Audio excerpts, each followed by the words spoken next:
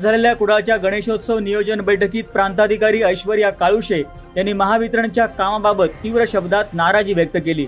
ते अधिकारी अत्यंत बेशिस्त आहेत, त्यामुळे त्यांना कार्यपद्धती सुधारायला सांगा, अशा सूचना महावितरणचे कार्यकारी अभियंता यांना त्यांनी दिल्या।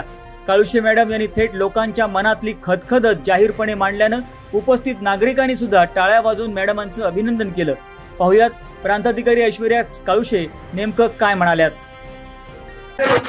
बरोबर, कारण आपण प्रभादेव साईडनी वगैरे गेलो मागच्या वेळेस तिथे एक मुलगा मेलेला। बरोबर आहे, आउटसोर्सिंग वाला ते जे आहे ते झाडं कापलेली नाही, काहीच झालेलं नाही। म्हणजे आम्हाला स्वतःला वाटतंय की तहसीलदार कार्यालयाचं एक दिवसभर वीज पुरवठा खंडित होता। मी साळुंखे साहेबांना बोलवून रात्री 12 वाजता माणसं बोलून ते झाडाने हे काढून घेतलं। सीओ साहेब पण त्याला तर तुमच्याकडे ना ज्या कोण मॅडम आहेत, आता आम्ही मॅडम म्हणून काम करतो पण आम्ही 24 तास ऍक्टिव्ह आहे, कुठलाही फोन घेत नाही असं होत नाही। पण ती लेडी अतिशय बेशिस्त आहे। एक ऑफिसर आहे, मी लेडी ऑफिसर बद्दल असं बोलणं बरोबर नाही, पण अगदी बेजबाबदारपणे उत्तर देतात। ज्यावेळेस तो मुलगा मेला ना तर त्यावेळेस त्या बाईची अवस्था बघायची होती। मग म्हणजे फक्त लेडी म्हणून मार खाल्लेला नाहीये, त्यावेळेस अशी अवस्था होती ते मला माहिती नाही। डिपार्टमेंटला मला जबाबदार नाही धरायचं, पण ज्यावेळेस कुशल प्लॅनिंग करणं आवश्यक आहे किंवा पावसाळा असेल इतक्या घटना होत आहेत, दरवेळेस एमपीसीबीला जाऊन इतके लोक भेट देत आहेत, आमदार साहेब बोलत आहेत, खासदार साहेब बोलत आहेत, पालकमंत्री साहेब बोलत आहेत, आपण म्हणजे एवढे मोर्चे सतत आपल्या कार्यालयात निश्चित कुठेतरी आपण चुकतोय।